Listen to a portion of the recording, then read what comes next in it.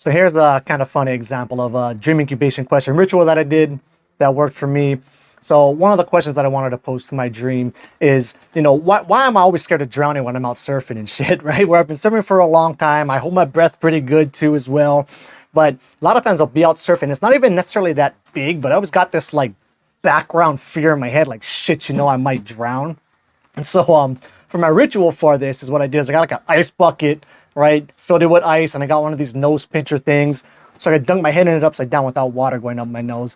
And then just, hold my breath for as long as I can underwater, which is cool because it's really refreshing and kind of fun to do anyway. Plus it tripped out my kids a little bit. But anyway, it worked. So that night I had a dream about being out surfing and taking this new guy with me. And it wasn't that big, but it would be big for a beginner. And I remember being like worried about the guy I was taking out. But like even as he was paddling out, getting cracked by all these waves, every time he'd pop up, he had just this big grin of enjoyment on his face. And he made it out and, did fine or whatever.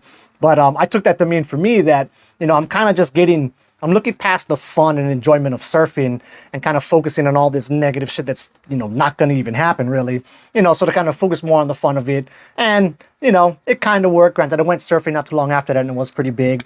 And I was still kind of freaking out on my head, but I said it anyway and, got the shit done.